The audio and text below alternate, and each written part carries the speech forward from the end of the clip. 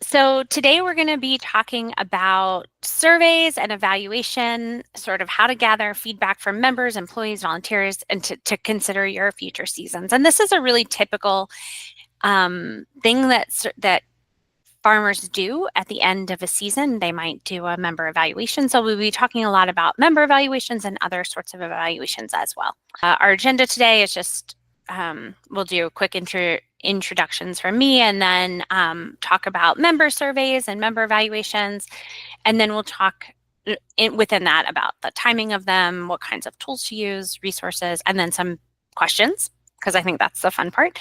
And then we'll talk a bit about gathering staff and volunteer feedback.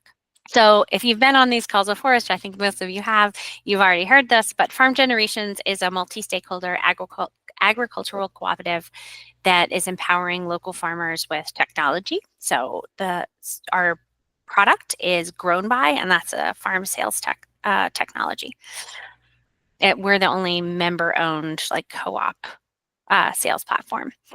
And this project, this project about CSA, which we are kind of wrapping up a bit today, hasn't had a number of components, was really focused on CSA in New York City, and had a handbook, which you should check out, and some webinars about CSA in New York City. And then we've been doing these webinars for 12 weeks, I think, many weeks, it feels like. And so all of those will be also at the end, all up on our YouTube page, if you're interested, if you missed any and you want to check them out. So diving into evaluation, why would you bother evaluating? That seems like a little bit of a silly question, but I think almost always it's good to step back and be like, what are we doing this for? I would say farming, one of the joys and stressors of farming is that it can always be done better, right? Even if you're really acing it, there's always room to make something faster, more comfortable, more joyful. So it's like a fun challenge every year to make it a little bit better. And this sort of cyclical, seasonal nature of farming also really makes this kind of natural period of evaluation kind of happen in the fall and the winter. And I think that is it's a fun opportunity within a field like this, no pun intended. So that's why to evaluate. If anybody feels like, oh, there's this other reason I want to evaluate, throw that in the chat. Then who should you be evaluating, or who should you evaluate, whom to evaluate? I think that is grammatically correct. So being a CSA farm means that you have this amazing opportunity to talk directly to your members and have direct feedback from them about how they used their food, how the marketing worked, how your communication landed or didn't, distribution logistics, that kind of stuff. So there's an awesome opportunity that you should not miss to evaluate your members. Self-evaluation, I think, is kind of key here. I think we're all doing that a little bit in the back of our head at all times.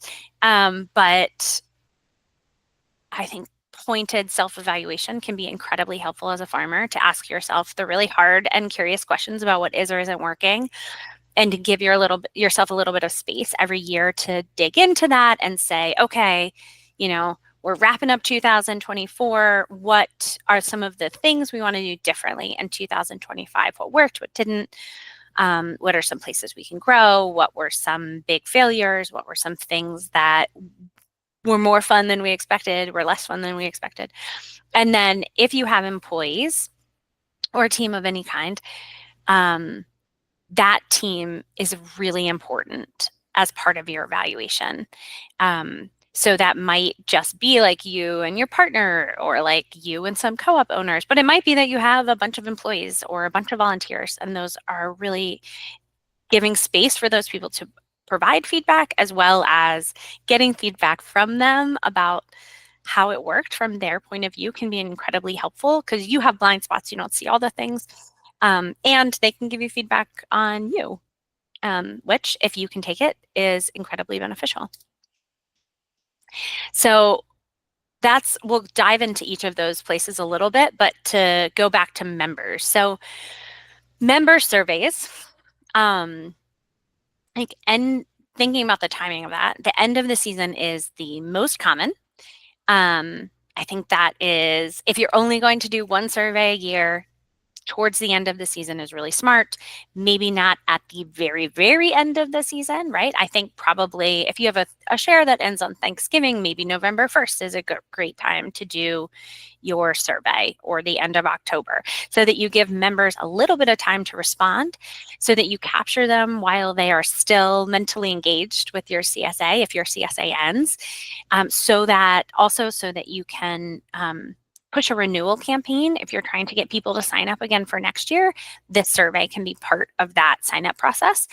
Also, if you're like running some sort of incentive, you want to make sure it you can still be in contact with people. And if you're giving them a tote bag, that if you want it to still be distribution time in order to get that thing to them.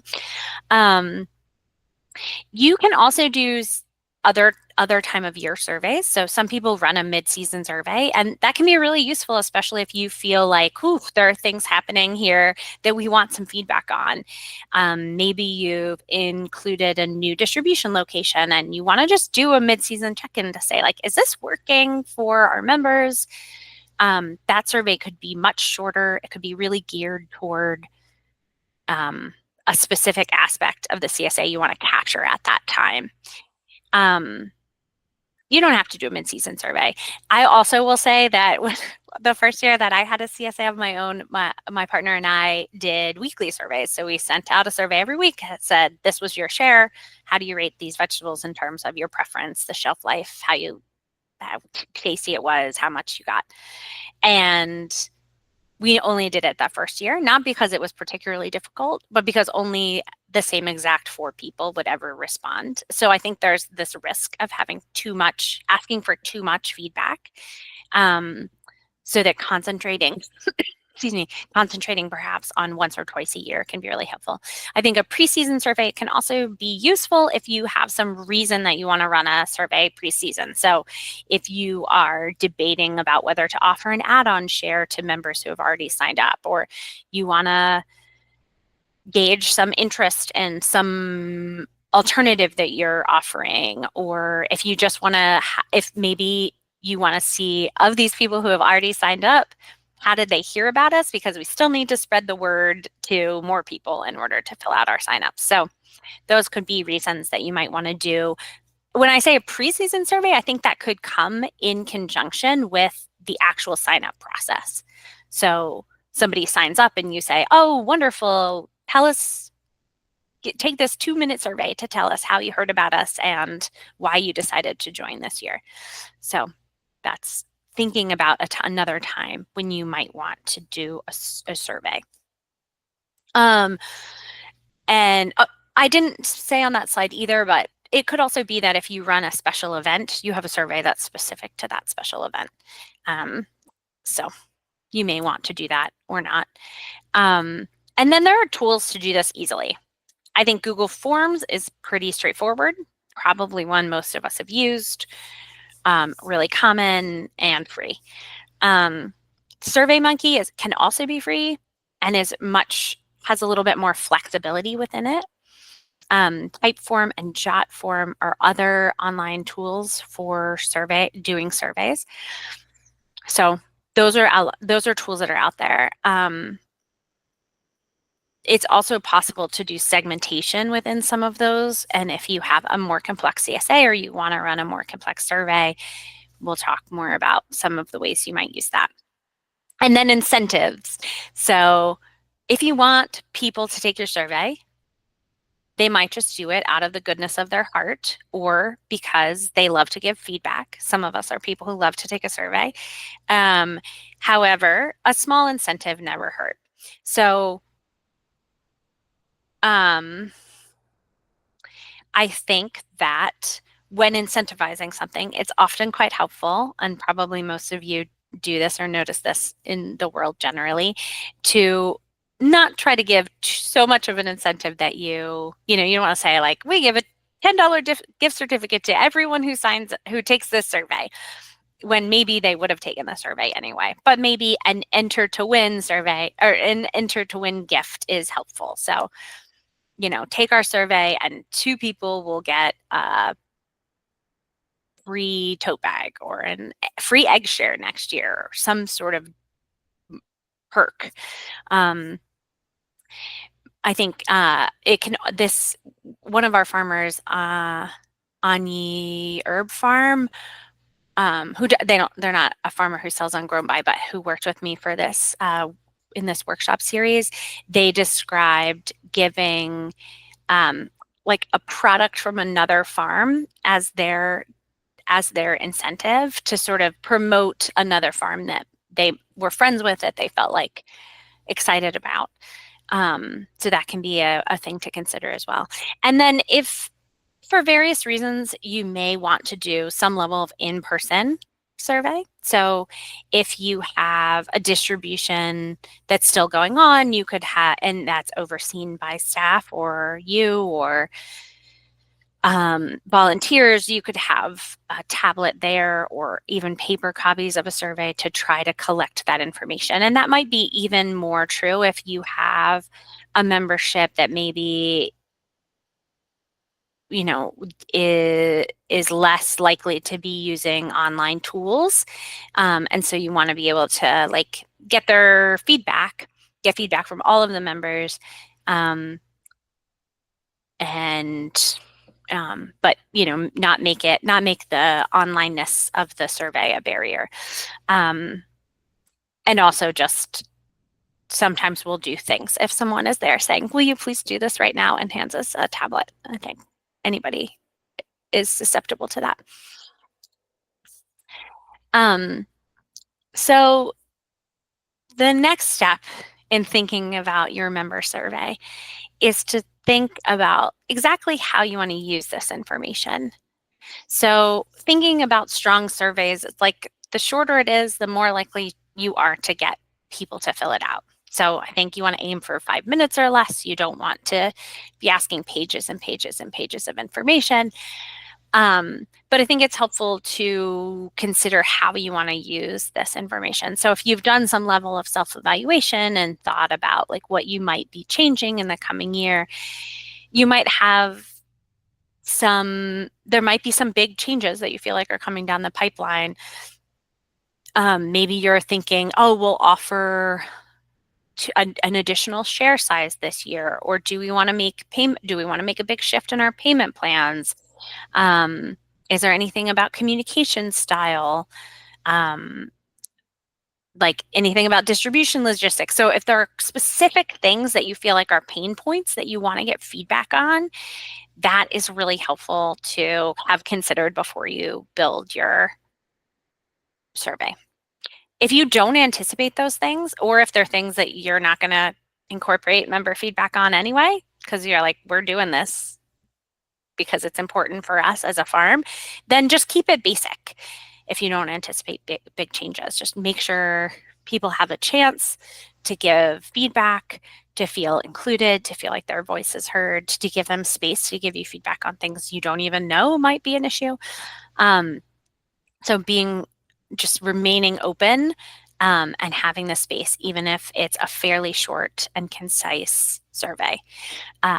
I also, in thinking about like how to run good online surveys, there's a lot of kind of complicated and interesting information about question asking methodology. There's like a blog from Qualtrics about like how to ask good questions, right? How to not be leading, blah, blah, blah. I don't know. You don't have to go into that too in depth, but I think if you're curious, there's information out there. But one of the things I think makes a survey quick is having multiple choice questions, right? You just click through, a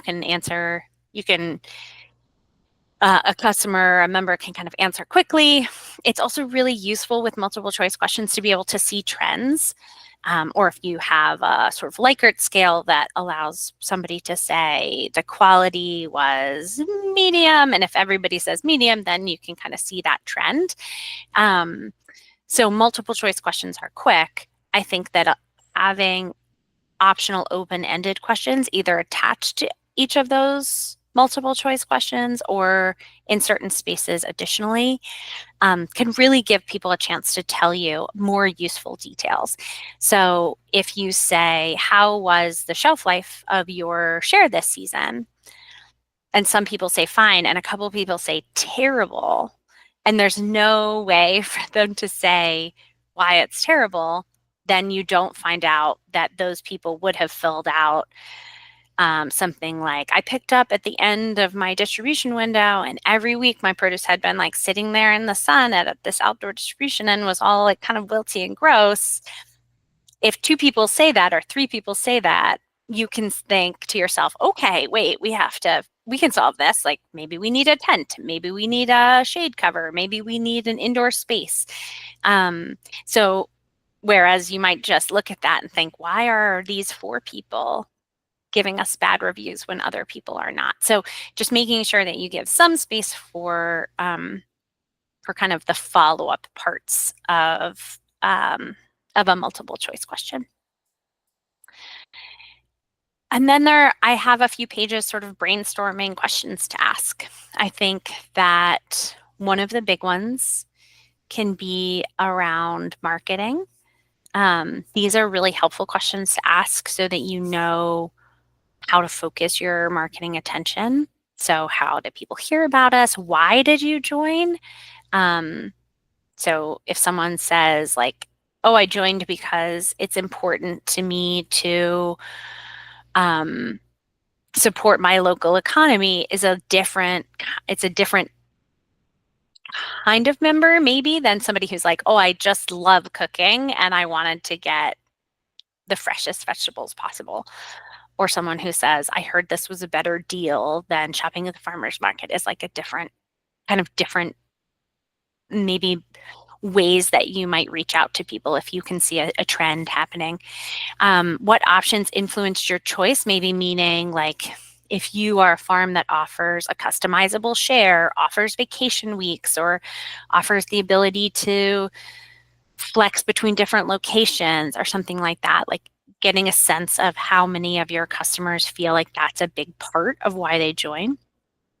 And then at least one open-ended question in here can be helpful for quotes. So if you said, I don't know if this is perfect, but like, what would you say to a friend about your CSA experience, allows someone to kind of give you a quote that you could use in marketing with their permission. So those are some marketing questions you might want to consider. Thinking overall about how would you rate your CSA experience? What were your favorite parts? Do you have any suggestions for improvement? It's really helpful, probably if you don't ask much at all, asking some questions about the share. What did you like or dislike? What do you want more of or less of? Those are questions that your members can answer that you cannot guess about them, perhaps. Quality of the produce and the share size. So how did your produce last? Was it the right size for you? Did you feel like it was a good value? Did you feel like the quality was good? Questions about shelf life, I think, can be really helpful in determining how well these vegetables are really lasting for your members. And then if you're offering add-on shares, this is a great opportunity to ask a couple of questions about those add-on shares. And even if you're working with a partner farm to offer add-on shares, you might ask them, like, are there questions you'd like us to include here? Or see if they do their own survey. So, and this is a place where a tool like SurveyMonkey can do a really nice job of segmenting the survey so that if somebody has a more complex share, they can answer more complex questions. So did you get an add-on share? If so, which ones? What do you have to say about it? The value, the quality, the size, you can have all of those as multiple choice questions, or rating, sort of a rating scale. Yeah, if you're considering the addition of a new add-on share, if you said, if we offered a yogurt add-on share, would you purchase it? That kind of thing. Questions about distribution logistics or delivery logistics. So what location did you pick up from? Did that timing location work well for you? Do you have any ideas for improvement? And then payment and platform questions. So um, this can be really useful if you're considering making a change again. Um, so if someone to ask like, did you use a payment plan? Was it easy? Was there anything you'd change about that process? For if you are offering SNAP as a payment method, I think asking some questions of those members to make sure that you're doing that as easily as you can and that you're getting any feedback about the process itself from the members who are using EBT cards. And I think then platform questions like, did you, if for, you know, because I work for GrownBy, I think it's a top of mind for me. Like, was our platform easy to use? Did you have any feedback about it? In some cases, customers are using the platform like one time a year, right? They're just buying their CSA share like that, and then they get notifications once a week, or but they don't have to log on. In other cases, we're working with a bunch of customizable CSA farms right now. So those customers are using GrownBy, like signing in a couple, maybe twice a week to like check on things or make changes to their carts or whatever. So, understanding how those tools that you're using are working for your customers, I think can be really helpful. And then similarly about communication, did the tools that we use work for you? Did you read our newsletter? Was it too much, too little? Is there anything about it you would change? If you threw events, how were those? If you didn't attend them, why didn't you attend, right? If you had bad feedback or sort of poor attendance for events that you held, this can be an opportunity to say, like, is it the timing that doesn't work for everybody? Is it the type of event that didn't work for everybody? Did the fact that we threw a garlic eating contest like turn everyone off? Like, what was it about our event that like missed the mark? And then this survey can be an opportunity to gauge sign up, to actively get signups for the following year. So are you going to join next year? If so, follow this link. If you're not, are you not going to join this year, or you're still on the fence? If so, why? Are you like, what's tricky about it for you?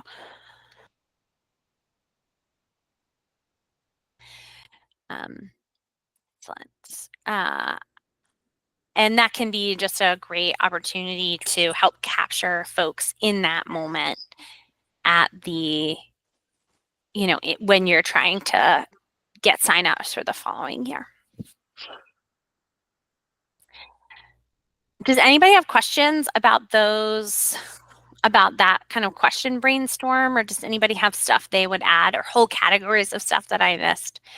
Again, I would say this is a brainstorm of questions because I think it can sometimes be really helpful as a farmer to look at it and say like, oh, that I wouldn't have remembered to ask about my newsletter, but I fret about it for at least 3 hours every week. So why don't I see if anyone's paying attention at all? Or, you might look at this and be like, we don't need this section. We don't need this section. We don't need this section. But does anybody have other areas that they would cover in a survey or have covered or anticipate covering that isn't shown here?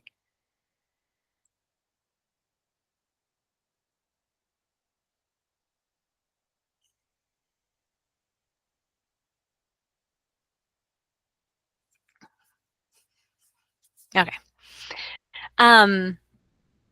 Well, that makes me feel like maybe I made a fairly comprehensive brainstorm. Then there's only one slide here on debriefing with staff, but this is a personal like area for me that I am like very, very, very passionate about. It's so weird to be like that excited about on-farm team evaluation, but I kind of think I am. So I will say that there are some great resources out there. There are a couple I put here that I'll throw in the chat that I was sort of thinking of or revisiting as I was preparing for today. So I would say habit farming, which is a blog or website run by Taylor Mendel from Vermont, has a specific section about their seasonal end of year evaluations. And I think they do a really great job of it. Hold on a second. So if you're new to debriefing and doing sort of an end of year like overview, I think that's a great place to start.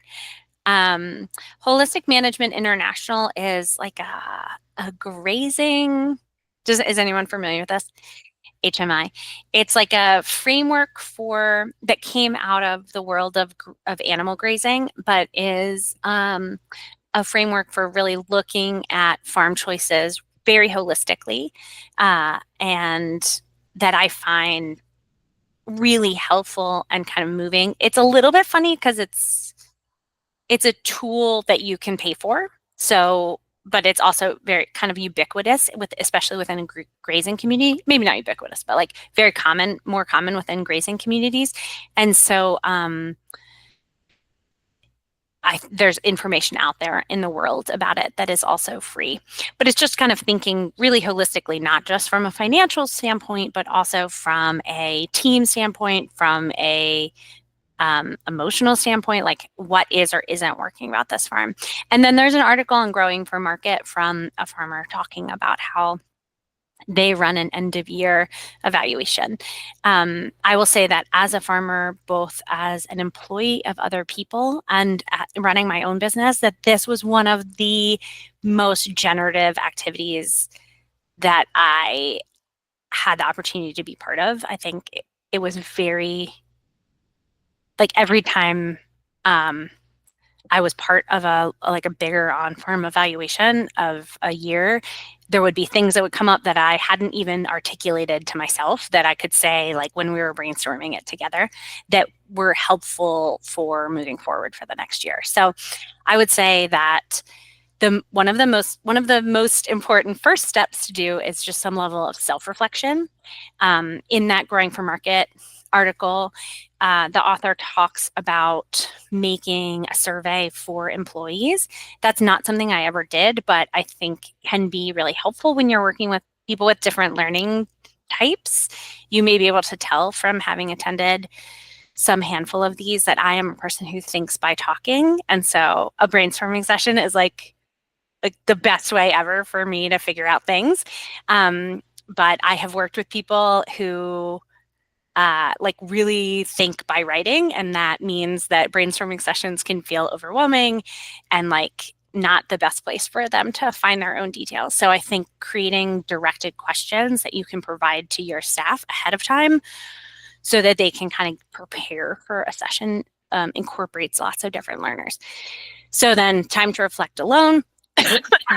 And then having a brainstorming session. And Taylor really talks about this at Habit Farming, as does the author of that article for Growing for Market, the brainstormness of this can be really helpful. So,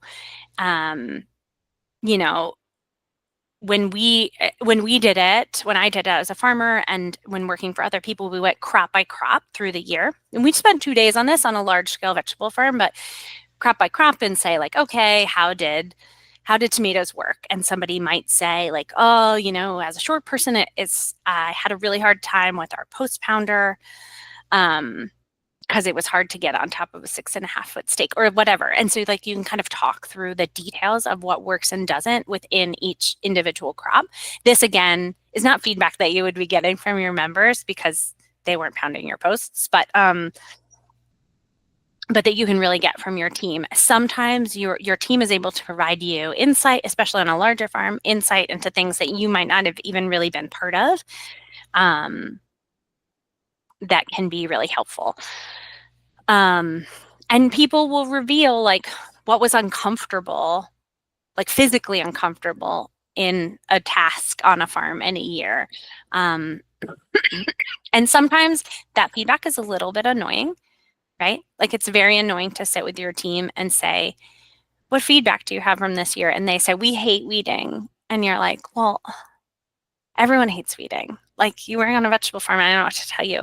But I think that there can also be information that's really helpful. Like, you know, we hated garlic splitting or we hated pea harvesting because we lost the peas or we were hunched over so much during this process or something like that. And you can think like, oh, ergonomically, how would we make this process safer, easier, more comfortable for our staff? I think digging into marketing channels also as part of this debrief can be really helpful, especially if you have CSA distributions that are manned by staff or overseen by staff, I should say. Or farmers market stands where your staff is working that you might not be. So someone can say like,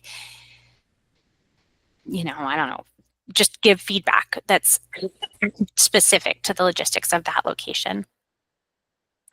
And in that process, I would say it's important to prepare a little bit, especially if this is not a thing that you do very often, to just be ready for it, to say like, everyone is giving their information generously.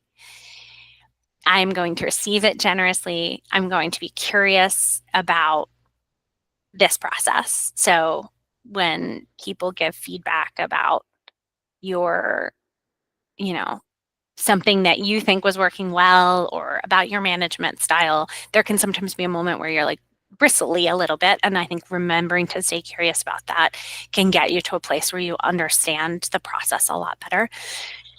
Also, listening as quietly as you can. Excuse me. So, holding a team meeting, especially when you're the boss, can be a moment where you are driven to say more, take control, or explain things, and just trying to give enough space to listen quietly and take in the information that people are providing.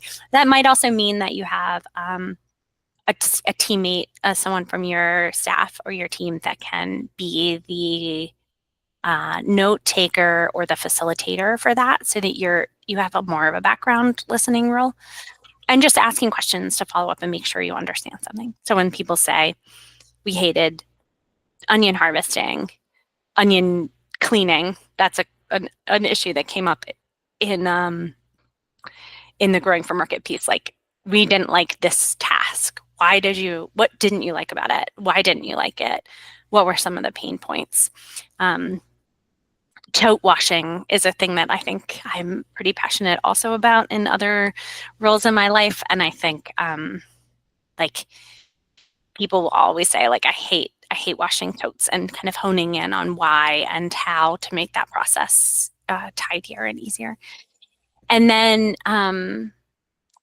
and that's also useful to do at this end of year thing, because it might be that there are certain crops that you're going to tone down, offer less of, and some varieties that didn't work for you, and you're going to shift to something else.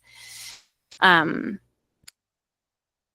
then non-employee stakeholders. If there are other folks who are a big part of your team, that might be volunteers at a distribution location. It might be core group members, which are a core of volunteers common in New York City CSAs, staff at a distribution location. So you don't need to hold like a, crop debrief with them, obviously, but more of an informal check-in about, hey, what worked? How did this, this was the first year we had a distribution location at your site. Like, what worked for you? What didn't work for you? What do you need from us for the coming year? What are some supplies that would make this easier? Do you think that our site fee covered it, or do we need to shift things a little bit? Just like a check-in with those folks, so that they feel like they had a chance to give feedback, and you kind of know how everything was working before you say like, we're ready to go for next year, right? Just making sure you've had some check-in. So those are that's the information that I have prepared for this topic today. Are there questions that you all have, or ideas that you have um, about evaluation and surveys that you want to share, experiences? One thing I was thinking of, we're talking about what types of questions to ask members specifically. Do you have any experience with, I'm not sure if this would even be practical, but asking about if you're like, okay, I want to expand some more types of crops, for example, or whatever, do you think maybe is incorporating asking members what types of stuff they might be interested in that you're not currently offering? Yes, I think that's a super common question, is Okay. like, is there anything that you would have liked to see in the share that you didn't see at all? And so that's like a more open-ended way to ask, right? But if you are specifically considering, like in your case, if you were like, we're thinking about adding salves, that's how you say that word, right? Mm-hmm. Salves, with a silent L, to our offerings, like, would this be a product you'd be interested in? Or like, would you be interested in soap as well as your teas or something like that? I think it can be a great way to gauge interest before moving forward with what might be a whole new enterprise. Okay. And you may also find that you have people who ask for something that you don't offer or don't want to offer. And that can be like a moot point where you're like, well, we are never going to provide banana chips. End of story. But it might also be that someone says, we'd really like kombucha and you're not going to make that, but you know someone who does, and you could add it in as an add-in share. One of the things that some farms need or want to ask that other farms may not are just information about member demographics.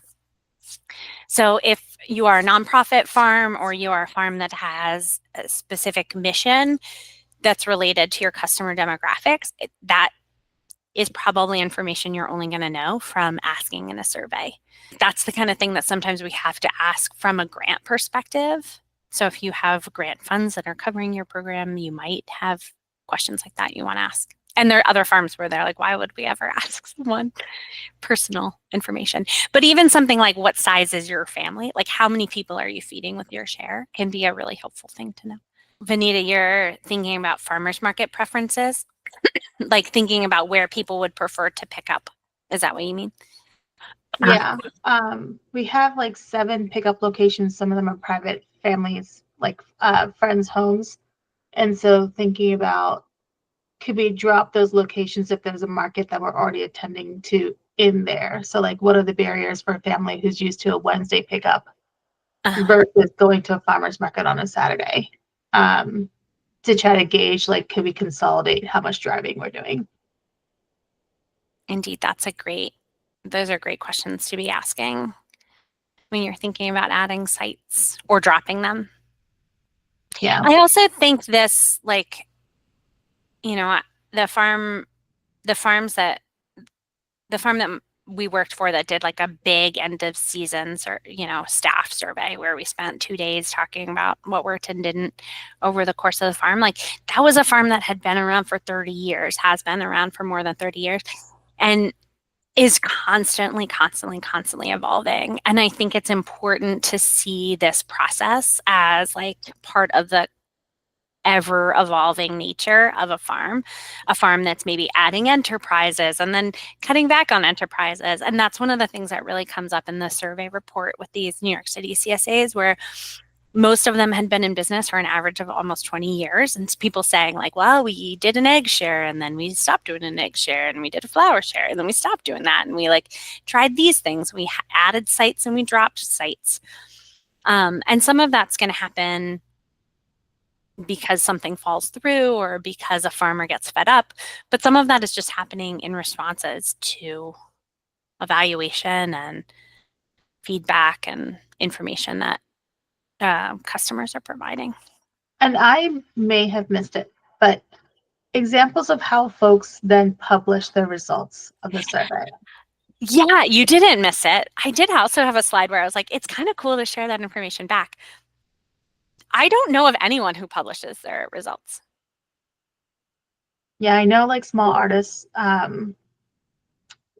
businesses that will say like on average, here's how I did the past month or so. But from a farming and agricultural lens, I mean, it's also just really hard to keep track of that stuff during the season. But with the surveys, I feel like we've always done like a list of back to the people saying, hey, thanks, here's what we've learned and took away, and here's what our kind of like over general, sorry, I have a headache. What our general response is going to be, like how we're going to learn from this. But in terms of a more public approach, I just haven't seen that too often. I also have not seen it too often. And I think that can be a really helpful tool, Vanita, like what you're saying. I think saying, hey, you all took the survey, you know, towards the end of your season, saying, you all took the survey, and here are some things we heard that we're excited to implement some changes around. Some like cool quotes that were positive, as well as some places you think to make changes. I know that SurveyMonkey does a very nice job of sometimes providing graphs. So I have taken like informal polls for work or whatever in which someone shares a graph back and says, look at this information about what we learned. And that can be fun just because it's a cheap and easy way to have a great infographic, and everyone loves an infographic. You can do that with Google Forms but it doesn't always look, well, that happens in Google Forms too, I guess. But sometimes a little less of a pretty way. Taking it on feels like a big hurdle, but the mid-season surveys, it makes sense. Like, hey, it's been 5 weeks. Because for example, we had an individual reach out and be like, you're much later than you're typically expected to be, and obviously with traffic and life and whatever, like that's great feedback that would have been nice for them to have an outlet to provide. Because of course there were like 20 different sorries in the email. I'm like, do not apologize. This is exactly what we want to know. But I wonder with GrownBy, there's like the reminders of like, make sure you pick up your CSA by 6 p.m. I wonder if there's a quick opportunity to add like a quick survey of tell us how we're doing, or any when they're picking things up, if they can leave any notes there.